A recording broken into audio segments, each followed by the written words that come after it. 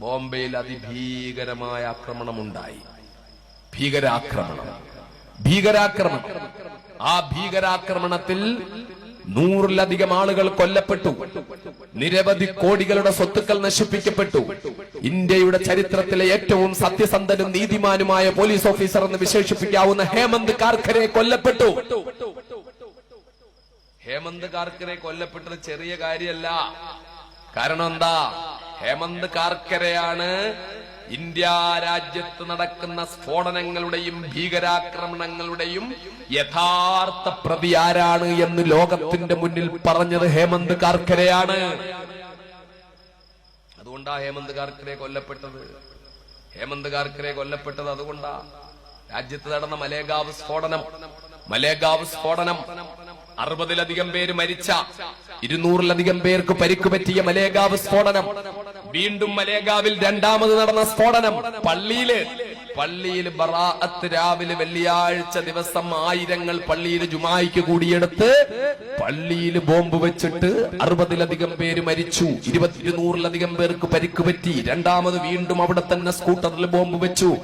ഈ സംഭവങ്ങളൊക്കെ ഇതിന്റെ പിന്നിൽ ആരാണ് എന്നതിനെ പറ്റി ഒരന്വേഷണവും നടത്താതെ കുറെ മുസ്ലിം ചെറുപ്പക്കാരെ അറസ്റ്റ് ചെയ്തു കൊണ്ടുവന്ന് ജയിലിലിട്ടു, തല്ലിച്ചതച്ചു, 3-ാം മുറയ്ക്ക് വിധേയമാക്കപ്പെട്ടു, കാലുമേളിലും തലക്കാഴയുമായി കെട്ടിത്തൂക്കിയിട്ടു, കണ്ണിൽ മുളകരച്ച് തേച്ചു, കെട്ടിത്തൂക്കി ഗരുഡൻ തൂക്കം എന്ന് പറയുന്ന തൂക്കം കെട്ടിത്തൂക്കിയിട്ടു, അവരുടെ ലിംഗങ്ങളിലൂടെ ഷോക്കടിപ്പിച്ചു. അവരുടെ നരമ്പുകൾ നിരന്തരമായ ഷോക്കുകൾ കാരണമായി നരമ്പുകൾ കരിഞ്ഞ് ദ്രവിച്ച് നഷ്ടപ്പെട്ടു. എഴുന്നേറ്റ് നിൽക്കാൻ പറ്റാത്ത അവസ്ഥയിൽ ആ ചെറുപ്പക്കാര് മാറി. ഇവർ ഭീകരവാദികളായിരുന്നോ? അല്ല. ആ നാട്ടിലെ മുസ്ലിങ്ങൾ ഉൾപ്പെടെ ഹിന്ദുക്കൾ ഉൾപ്പെടെ അതിശക്തമായ പ്രക്ഷോഭത്തിനിറങ്ങി. മുസ്ലിങ്ങൾ മാത്രമല്ല, മലേഗാവിലെ ഹിന്ദു സഹോദരങ്ങൾ ഉൾപ്പെടെ പ്രക്ഷോഭത്തിനിറങ്ങി. അങ്ങനെ നിരന്തരമായ പ്രക്ഷോഭത്തിന് ഹിന്ദു സഹോദരങ്ങൾ ഉൾപ്പെടെ ഇറങ്ങിക്കഴിഞ്ഞപ്പോൾ ഗവൺമെന്റിന് വേറെ വഴിയില്ലെന്ന് കണ്ട് ആന്റി ടെററിസ്റ്റ് സ്ക്വാഡിന്റെ തലവനായിരുന്ന KP രഘുവംശി എന്ന ഓഫീസറാണ് ഈ മുസ്ലിം ചെറുപ്പക്കാരെ എല്ലാം കേസിൽ കുടുക്കി അറസ്റ്റ് ചെയ്ത് RSSന്റെ സഹയാത്രികനായ KP രഘുവംശി എന്ന ഓഫീസറെ ആ സ്ഥാനത്തുനിന്ന് മാറ്റി. എന്നിട്ട് ചുമതല ഹേമന്ത് കാർക്കരെ എന്ന 24 കാരറ്റ് ബ്രാഹ്മണനായ ഓഫീസർക്ക് ചുമതല കൊടുത്തു. അദ്ദേഹം അന്വേഷണം തുടങ്ങി. അദ്ദേഹം തന്റെ സഹ ഉദ്യോഗസ്ഥന്മാരെ ഒക്കെ വിളിച്ചു, കീഴുദ്യോഗസ്ഥന്മാരെ വിളിച്ചിരുത്തിയിട്ട് അദ്ദേഹം ഫയലുകൾ കംപ്ലീറ്റ് എടുത്തു. എന്നിട്ട് അദ്ദേഹം ചോദിച്ചു, ഈ ഫയലുകളിൽ എനിക്കൊരുപാട് പൊരുത്തക്കേട് കാണാൻ പറ്റുന്നല്ലോ, എന്തേ ഈ മലേഗാവ് സംഭവത്തിൽ നിങ്ങൾ ഈ ചെറുപ്പക്കാരെ തന്നെ അറസ്റ്റ് ചെയ്തതെന്താ? അതവര് മുസ്ലിങ്ങളായതുകൊണ്ടാണ് സാർ.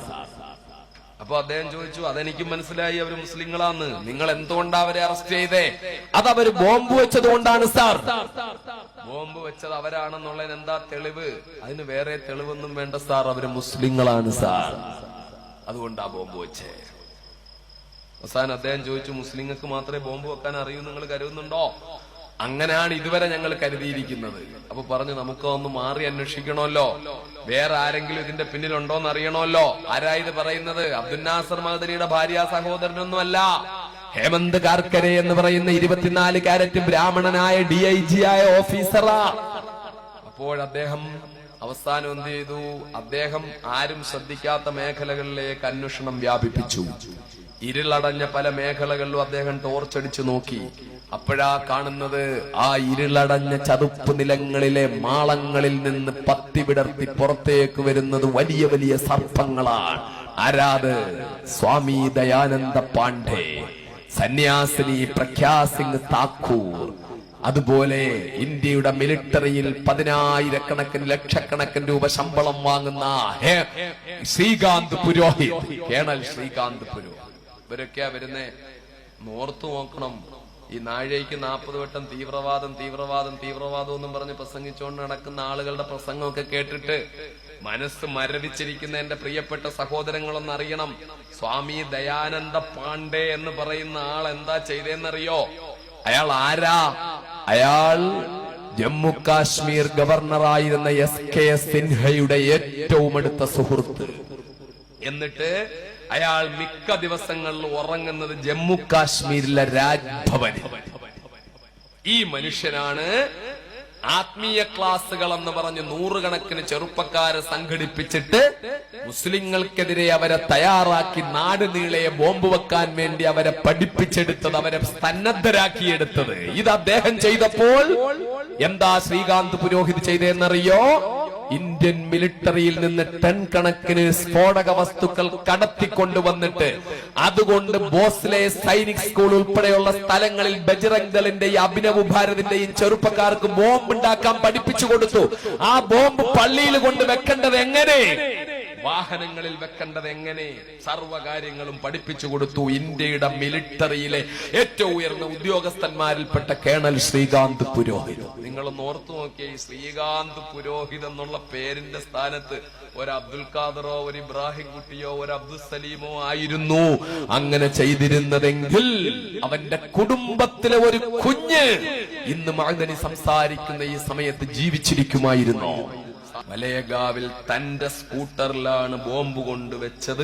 ആ സ്കൂട്ടർ സഹിതം പിടിച്ചെടുത്ത ആ ഭീകര കുറ്റം ചെയ്ത, പള്ളിക്കുള്ളിൽ നിരപരാധികൾ കൊല്ലപ്പെട്ട, എത്രയോ നിരപരാധികൾ പരിക്കേറ്റ ആശുപത്രിയിലായ ആ മഹാഭീകര സംഭവത്തിലെ പ്രതിയാണെന്ന് വ്യക്തമായി ബോധ്യമുള്ള ആരാ? സന്യാസിനി പ്രഗ്യാ സിംഗ് താക്കൂറിന് ജയിലിൽ വേണ്ട സൗകര്യമില്ല എന്ന് കണ്ടപ്പോൾ ലാൽ കൃഷ്ണ അദ്വാനി എന്ന ഇന്ത്യയുടെ പ്രതിപക്ഷ നേതാവ് പ്രഗ്യാ സിംഗ് താക്കൂറിന് ജയിലിൽ സൗകര്യം കിട്ടുന്നില്ല എന്ന് പറഞ്ഞു ബഹളമുണ്ടാക്കിയപ്പോൾ ഇന്ത്യയുടെ ആധിപത്യനായ പ്രധാനമന്ത്രി LK അദ്വാനിയുടെ പ്രതിപക്ഷ നേതാവിന്റെ ഓഫീസിലേക്ക് വീട്ടിലേക്ക് അങ്ങോട്ട് പോയിട്ട് വിശദീകരണം കൊടുത്തു. ഇല്ല, ജയിലിൽ അവർക്ക് എല്ലാ സൗകര്യങ്ങളും ചെയ്തു കൊടുക്കുന്നുണ്ട്, ഞങ്ങൾ അവരെ ഒരു നിലയിലും ബുദ്ധിമുട്ടിക്കുന്നില്ല എന്ന് ഇന്ത്യയുടെ പ്രധാനമന്ത്രി പോയിട്ട് ഇന്ത്യയുടെ പ്രതിപക്ഷ നേതാവിന്റെ വീട്ടിൽ പോയി വിശദീകരണം കൊടുത്തു. ഇതിലേക്കൊന്നും ഞാൻ കടക്കുന്നില്ല. അതൊക്കെ കടക്കുമ്പോൾ ഞാൻ ഒരുപക്ഷെ വികാരഭരിതനായി സംസാരിക്കുന്നത് പലർക്കും ഒരുപക്ഷെ മനസ്സിന് അസ്വസ്ഥത സൃഷ്ടിച്ചേക്കാം. അതുകൊണ്ട് തന്നെ ഞാൻ അങ്ങോട്ട് പോകുന്നില്ല. പക്ഷേ ഈ ഭീകരാക്രമണത്തിന്റെ പിന്നിലെ യഥാർത്ഥ പ്രതികളെ പുറത്തു കൊണ്ടുവരാൻ ഹേമന്ത് കാർക്കരെ എന്ന ഒരു മനുഷ്യൻ ജീവിച്ചിരുന്നത് കൊണ്ടാ ആ മനുഷ്യനെ കൊല്ലൽ ഇവിടെ ചിലരുടെ ആവശ്യമായിരുന്നു. അദ്ദേഹം വധിക്കപ്പെട്ടു ആ ബോംബെ ഭീകരാക്രമണത്തിൽ. അദ്ദേഹത്തിന്റെ പ്രിയപ്പെട്ട ഭാര്യ പ്രൊഫസറായ കവിത കാർക്കരെ പറയുന്നു, എന്റെ ഭർത്താവ് ഹേമന്ത് കാർക്കരെ കൊല്ലപ്പെട്ടത് ഭീകരവാദികളുടെ ആക്രമണത്തിലാണെന്ന് ഞാൻ കരുതുന്നില്ല. എന്റെ ഭർത്താവിനെ മറ്റാരോ കൊന്നതാണ്. ഇന്ത്യയുടെ മഹാരാഷ്ട്രയിലെ IG ആയിരുന്ന, മഹാരാഷ്ട്രയിലെ IG ആയിരുന്ന IPS കാരനായ IG ആയിട്ട് റിട്ടയർ ചെയ്ത മുസ്രിഫ് SM മുസ്രിഫ് ഒരു പുസ്തകം എഴുതിയിരിക്കുന്നു, ഹൂ കിൽഡ് കാർക്കറെ, ആരാണ് കാർക്കറയെ കൊന്നത് എന്ന്.